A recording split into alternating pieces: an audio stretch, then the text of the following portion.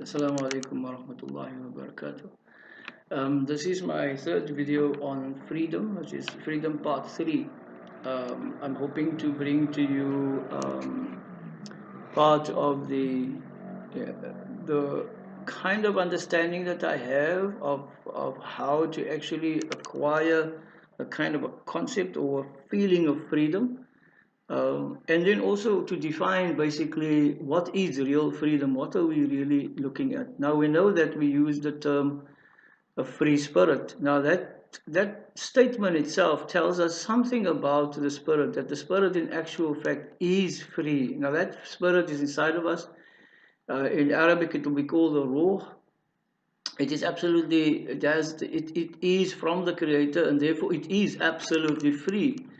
But for the body to become free in itself, within the confines of this lower heaven, it has to acquire the characteristics of the ruh, or one or more than one of the characteristics of the ruh. Now, what are the characteristics of the ruh, or of the spirit? According to some scholars' understanding, the characteristics of the ruh is actually the 99 attributes of the Creator, or the powers of the Creator, and that we have inside of us.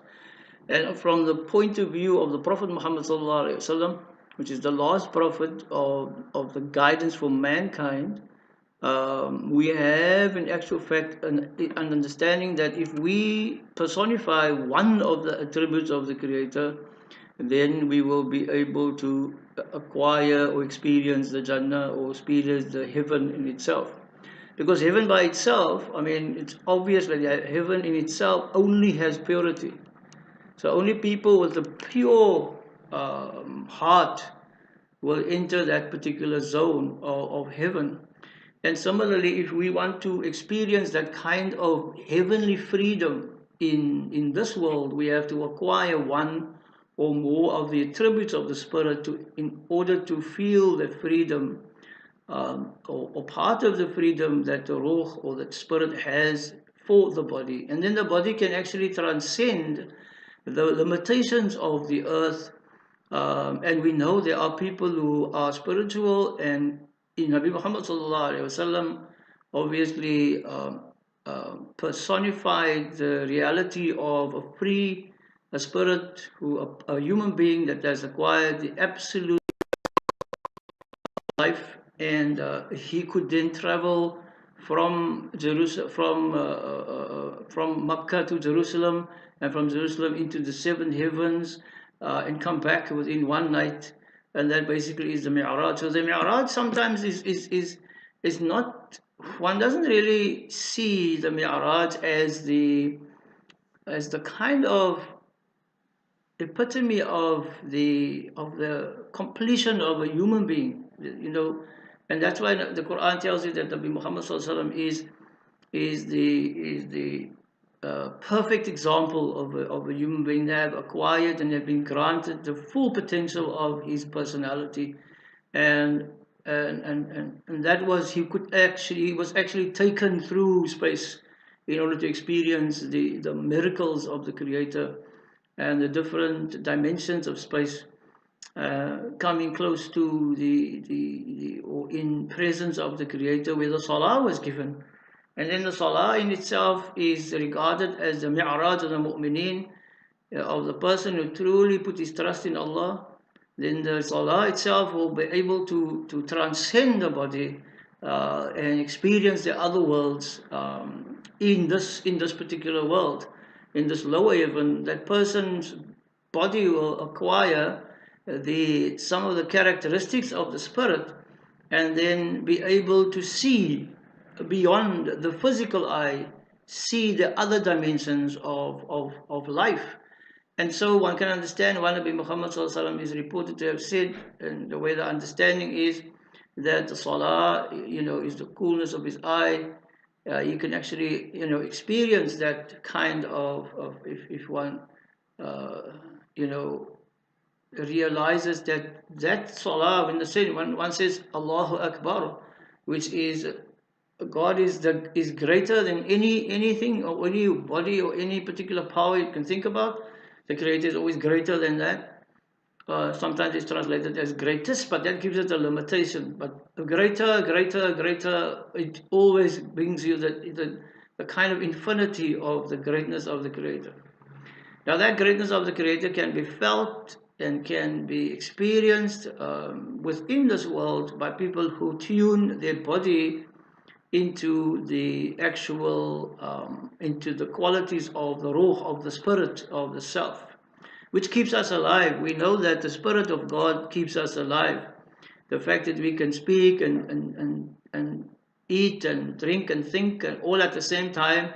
This is, for instance, one thing I teach my students. I say, if one tries to figure out a time frame in which the digestive system, the neuro system, the neurological system, the skeletal system, all the systems work. If one wants to actually find a time frame, you will not be able to find a time frame because it works beyond the space and time of this particular world.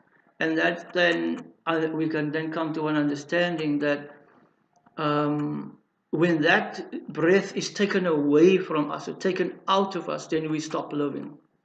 So that is that really then we as living beings are actually the proof of the existence of a creator. So if somebody asks you where is the proof of the existence of the creator, then the self, by looking in the mirror, we actually see and experiencing the life in itself. We actually are a sign of the creator's power, of the presence of the creator.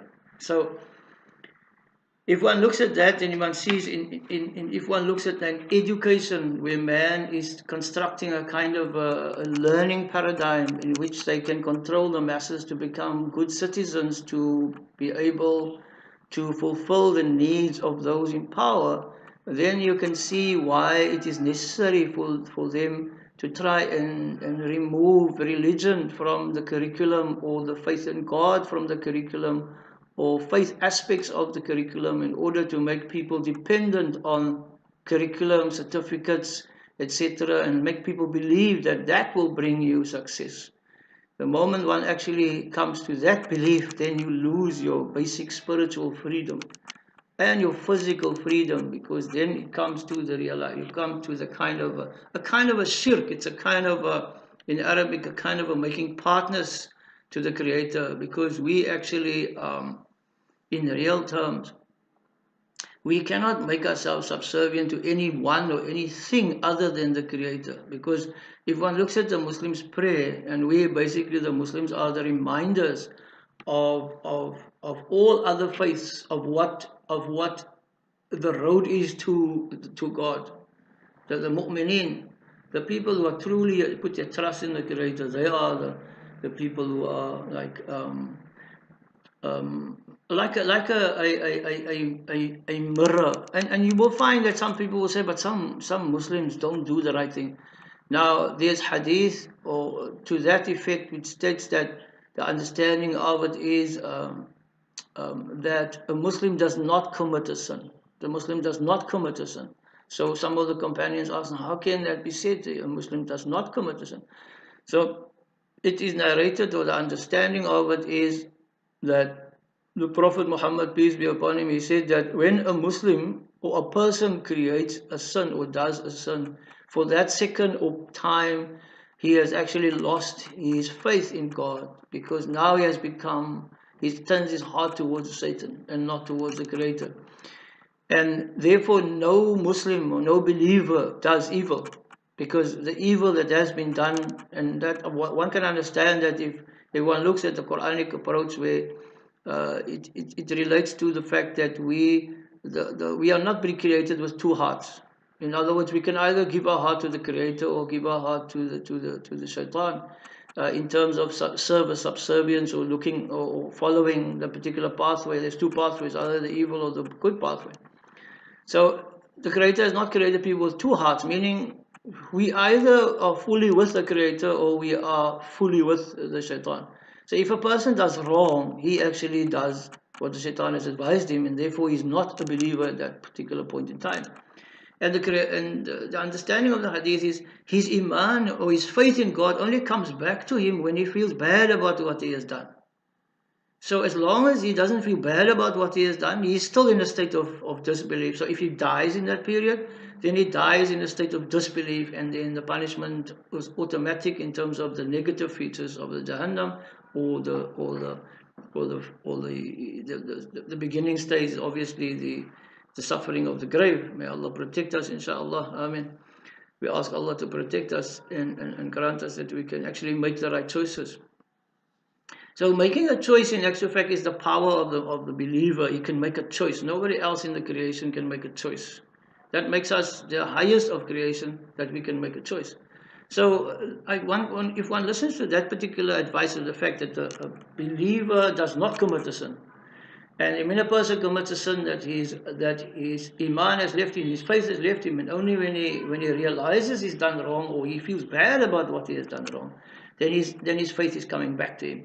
Now, if one looks at that, then one can understand why Hamr, which is like intoxicants, any form of intoxicants, is haram in Islam, because it will take you too long away from the Creator for your senses to actually come into action, for you to actually be able to ask for forgiveness, or to come back to the Creator, or to get that realization that you feel bad about what you've done. So now I can understand why a mu'min, or a believer, a Muslim, takes it upon himself not to indulge in anything that is intoxicant, because if he dies in that period, then he goes to the Jannah, because he's in a state of disbelief. So if one looks at that now, we can see then where freedom is. Freedom basically moves more towards the divine, and contraction of being in a jail moves more towards disbelief. And that is a very interesting feature, because if one looks at the word aqal, which is translated as intellect, from the root word aqala.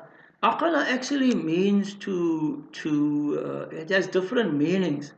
Now, one of the meanings of aqala is to arrest and to put in jail. Another meaning of aqala is to hobble a camel, to tie a camel's legs when he's resting.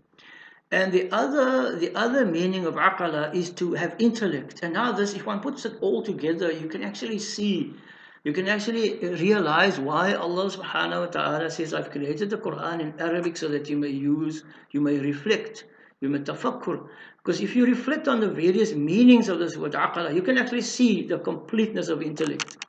It actually tells you that if you do not put your lower self under arrest, you don't control it, then your intellect cannot come forward. Your intellect will not be able to function. So you have to control yourself, your lower self, otherwise you lose your intellect. And if one looks at the Quranic ayah, the people of the Jahannam will say, why didn't I use my intellect? I'm now in the Jahannam, why didn't I use my intellect? So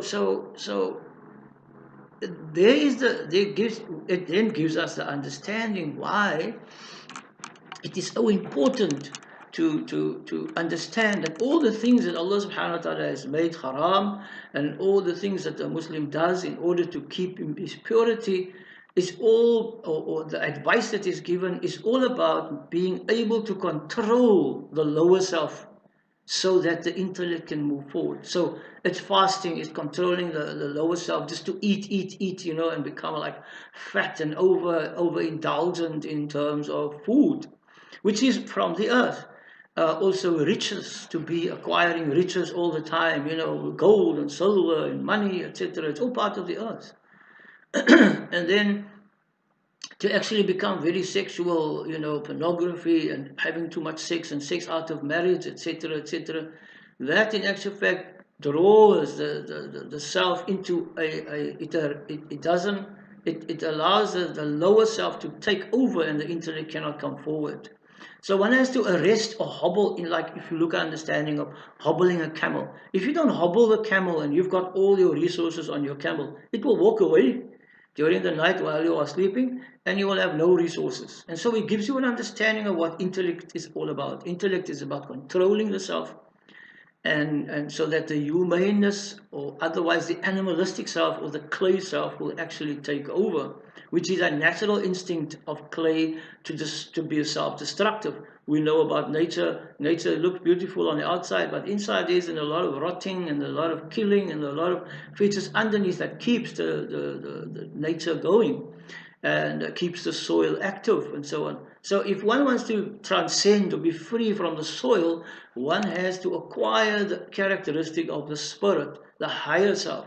If one wants to become trapped, then you acquire the characteristics of the earth and you become more earthly. So you find some people who tend to be, with all due respect there are people who tend to become too earthly, who want to show power. They have like chains around their necks and they have studs around what animals normally use, chains for animals, and they have like studs in here and everywhere, and they actually become more earthly. They added on more clay upon themselves, and they become heavy on the one side and less spiritual. So one can actually look at yourself and say that if one looks at yourself, you can say you can perhaps above your diaphragm are all the things related to air, thought, and things that are not tangible, breath, etc. From the lower self, beyond the diaphragm, one can see mostly the lower self, the food, the sexual desire, the excrement, etc., comes from the lower self. So one can see that if one concentrates on the lower self, you actually drag yourself down. If you concentrate on the higher self, you raise yourself to another level of consciousness. So basically one can then say, as we are moving along, that freedom is actually to arrest your lower self, to become much more spiritual, to become less attracted to the earth, and to make your physical needs that you need, to put it within the Sharia, within the framework of the guidance of the Deen, and tells you how to be sexual. Get married. Then your sexuality becomes a sadaqah, it becomes a charity amongst yourselves. And if you want to purify your earnings, then part of that, give it as a zakah and give it as sadaqah to other people, to clean all to make your earthly stuff more spiritual. And so you have, if you want to, in actual fact, go and pray, wash yourself first, and create a new dimension of frequencies in your whole body. And so you can understand now when when a Muslim lifts up his takbiratul ihram,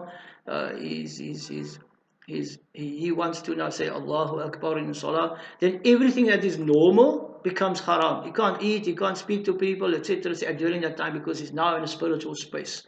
That little mat that he has between his sujood is like a spiritual space.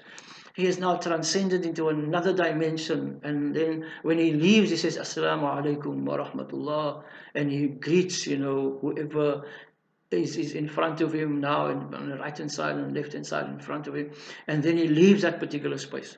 So freedom primarily then again comes into play that freedom actually is the praising of the Creator, the realization of the Creator, the tafakkur, the reflection on the Creator.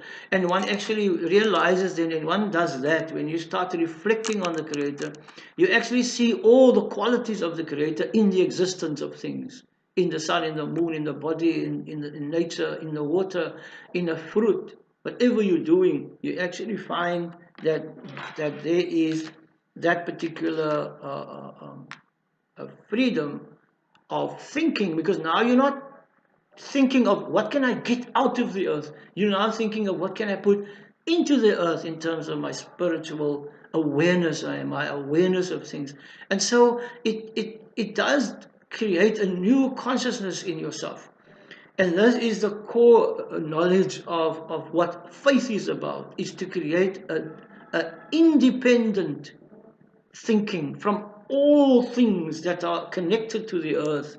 People, money, gold, silver, power, all of those particular things that you want to gain for the lower self. To be free from that requirements and to move more towards the experiencing the wajh of Allah, the presence of the Creator, which is absolutely powerful. And then, but that can only be done when the self has become humble.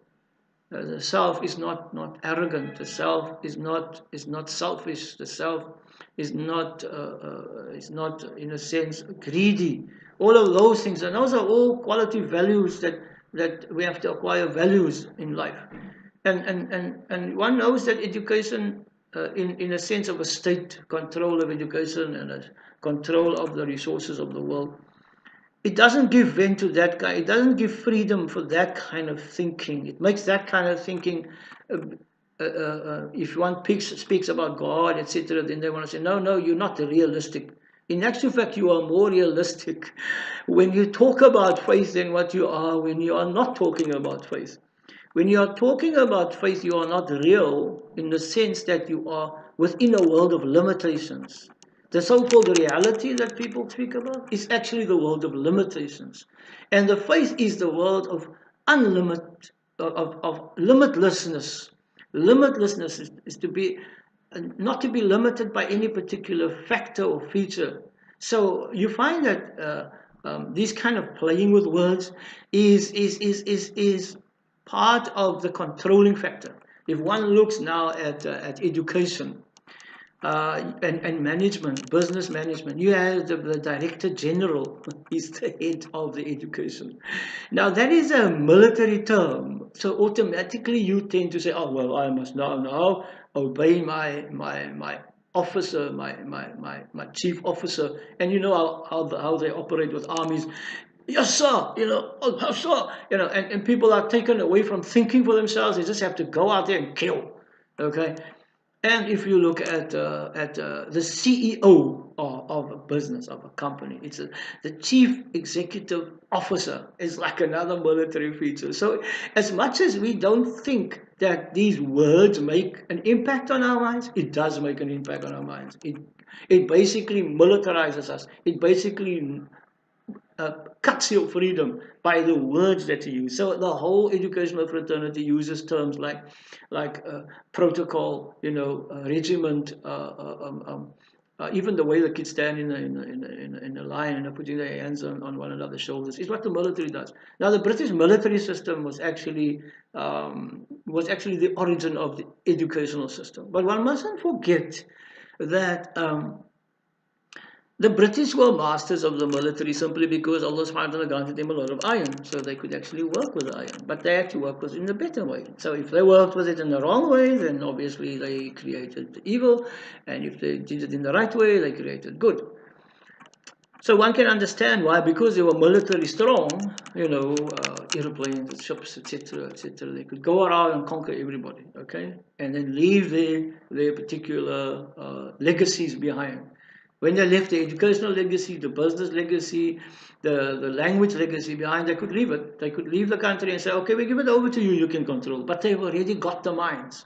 They've already controlled the minds. You are already following their lifestyle, their clothing, their vocabulary, and everything. Now, in order to become free, you have to lift this English language up to the level of the Arabic. And that's where the Arabic is so beautiful, because it is so integrative that you can take any particular language, your home language. When you start working with the Arabic language, you actually see the world differently, because the Arabic takes the English language or the Afrikaans language or whatever language you have and makes it an holistic kind of integrated feature. And that's the one feature I loved about Arabic, is that it allows you to think holistically. It allows you to integrate certain features and allows you to understand the concept that is in the world. And that is the wonderful feature of being a Muslim, because Allah subhanahu wa ta'ala has given us the Quran, which is in Arabic still. And even though it was translated, you can still go to the original and start looking at the word and looking at its root words and looking at the reflection of the root words, and then come to an understanding without it being written anywhere. You can actually find it within the Arabic. So the Arabic, the Quranic ayah where Allah Ta'ala says, I've created the Quran in Arabic so that you may use so that man can reflect. You can then see that if you actually use it today, it actually works. It allows you to get a kind of a better understanding of things, and then it frees you. It frees you. Remember, when you understand things, you become free. It's people who don't understand things who feel trapped. When the moment you don't understand what's happening in your life, you become trapped within yourself. Your chest becomes all stressed, etc., because you don't understand what the world is about. So understanding is another aspect of freedom. To understand, you start relaxing, you start understanding the features, you start seeing, your mercy becomes more apparent in your life, because you understand, you can see further than what the reality presents itself, or the so-called reality presents itself, or the materialistic reality presents itself. Now, one must know that materialism is not real. Now, how does one say materialism is not real? We know that any particular piece of iron or anything is made out of molecules.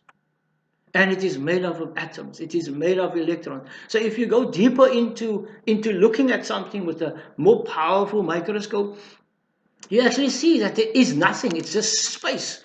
Electrons spinning around, neutrons, spinning around, yes, neutrons and protons, which is basically the nucleus. And it actually, there is nothing. So it depends on your level of your vision, or the way you look at something, which determines what you really see. And there comes another aspect of this particular concept of freedom, in the sense that if you raise your consciousness, the level at which you look at something, then you see more. You see more that the physical world actually is not real. It's not real, it's not reality, because it is an enormous amount of space and activity and quarks and electron movements and energy, etc., etc. But it depends on how you perceive life. So then again, consciousness, levels of consciousness. And depending on how you see things, if you see with the naked eye, you can see only a blur. If you don't have glasses, you get glasses, it's another addition to your vision, it becomes more clear. If you use binoculars, it's even clearer. If you use a telescope, even clearer. If you use a microscope, it's clearer. If you use an electron microscope, it's clearer. You see deeper and deeper and deeper. So that's on a physical level, where you increase your visionary instrument. So what about your spiritual instrument, where you actually look at your vision, which is the real vision of the spiritual self? If you raise that consciousness, then obviously you see another dimension of life. You see another dimension of appreciation. And so your understanding improves. Your ability improves to see things, to do things, to understand things. And that sometimes will become a little problematic, because people around you do not think in the same way, for all due respects, and some people will actually take you as oh, but now you're being a little too fluffy, I don't have time for this, it's too early in the morning to talk about these things. So you will get that kind of response, but you have to be patient, and that's where another form of freedom is, that patience. Now Allah Ta'ala said, Inna Allah ma sabirin. Verily, the person who is patient is close to Allah subhanahu wa ta'ala. There again, patience brings you a greater consciousness, a greater mercy, a greater understanding, and so it again deals with the concept of freedom. I hope we are leading to the new dimension of education, and so we need to have a kind of an education, or not education, I don't want to call it education, a kind of a learning that integrates things. And I already mentioned the 7 activity areas, which basically connects all particular subjects through that particular matrix. And that matrix really makes things more visible. And that matrix was actually, I presented it in my book called Transformation of Education Towards Distinguished Awareness, which is ilm. And there is the ilm means awareness, it means understanding, it means to distinguish. And there again, if you look at the different meanings how Arabic uses the word ilm, you can really realize, and that's why I try to translate the word ilm as transformation of education towards distinguished awareness. So I translated ilm as distinguished awareness. It's an awareness which is distinguished. It's a high level of knowing what is real and what is unreal, what is right, what is wrong. And this is what ilm is about. It is a distinguished consciousness. Distinguished means a high level of consciousness, of knowing what is right and what is wrong, what is real, what is unreal, what is free and what is captive, what captivates people. So if you look at ilm and aqala, you can see that the deen of Islam And all the prophets brought a brilliant kind of thinking that if you purify your actions and your thoughts and everything, you actually become free of all attachments. And then what happens is the malaika then, who are absolutely pure, created by the Creator, comes into your assistance and assists you in whatever you do. We ask Allah to grant us success, inshallah, and understanding. Assalamu alaikum.